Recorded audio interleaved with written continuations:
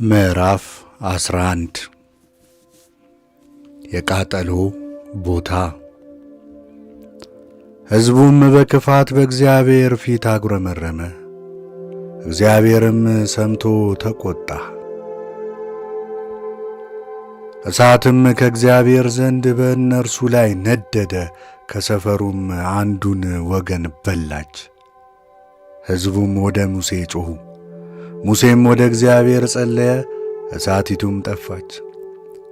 ከእግዚአብሔር ዘንድ በእነርሱ ላይ እሳት ስለነደደች የዚያን ሰፈር ስም መካነ ተብሎ ተጠራ።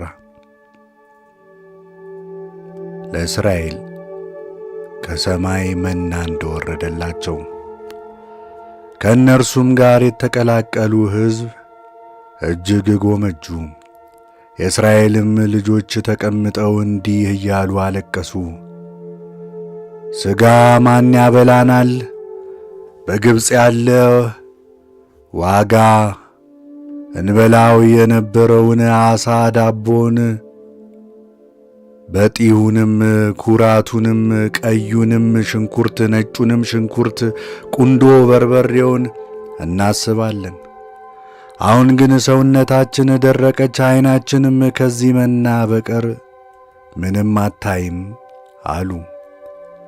መናውም እንደ ድንብላል ዘር ነበረ፣ መልኩም እንደ በረድ ነጭ ነበር። ሕዝቡም እየዞሩ ይለቅሙ ነበር፣ በወፍጮም ይፈጩት ወይም በሙቀጫ ይወቅጡት፣ በምንቸትም ይቀቅሉት ነበር፣ እንጎቻም ያደርጉት ነበር። ጣዕሙም በዘይት እንደ ተለወሰ እንጎቻ ነበር። ሌሊትም ጠል በሰፈሩ ላይ በወረደ ጊዜ መናው በላዩ ይወርድ ነበር። ሙሴም እያንዳንዳቸው በየወገናቸው በድንኳኑ ደጃፍ ሲያለቅሱ ሰማ።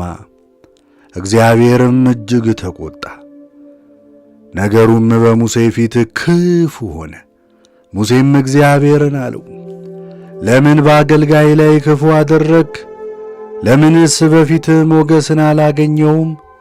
ለምንስ የዚህን ሁሉ ሕዝብ ሸክም በእኔ ላይ አደረግ?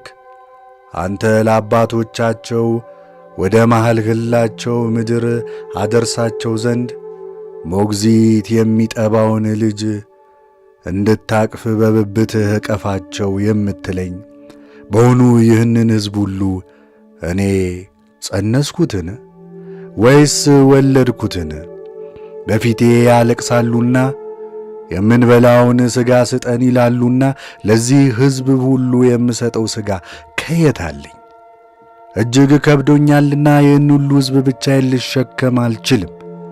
እንዲህስ ከምታደርግብኝ በፊት ይቅርታን አግኝቼ እንደሆነ በእኔ ላይ የሚሆነውን መከራ እንዳላይ እባክህ ፈጽሞ ግደለኝ።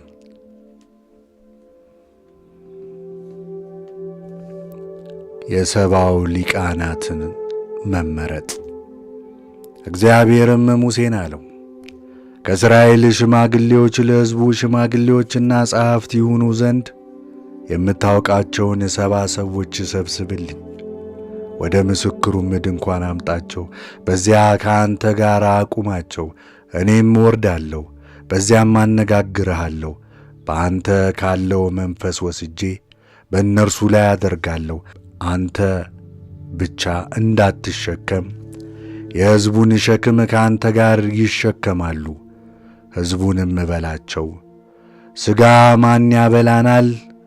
በግብፅ በደህና ነበረልን እያላችሁ በእግዚአብሔር ፊት አልቅሳችኋልና ነገ ተቀደሱ፣ ሥጋንም ትበላላችሁ። እግዚአብሔርም ሥጋን ይሰጣችኋል፣ ትበሉም አላችሁ። 1 ቀን ወይም 2 ቀን ወይም 5 ቀን ወይም 10 ቀን ወይም 20 ቀን አትበሉም።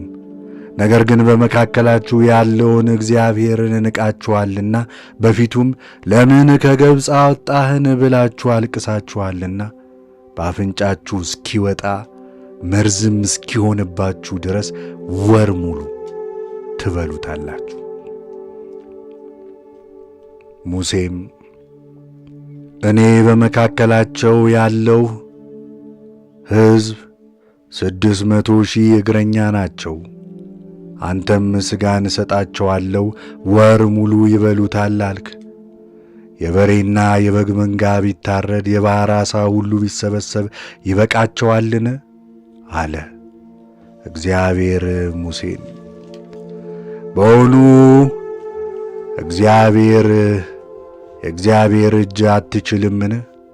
አሁን ቃሌ ይፈጸም ወይም አይፈጸም እንደሆነ እነሆ አንተ ታያለህ አለው። ሙሴም ወጣ፣ የእግዚአብሔርንም ቃሎች ለሕዝቡ ነገረ። ከሕዝቡም ሽማግሌዎች 70 ሰዎች ሰብስቦ በድንኳኑ ዙሪያ አቆማቸው። እግዚአብሔርም በደመናው ወረደ፣ ተናገረውም።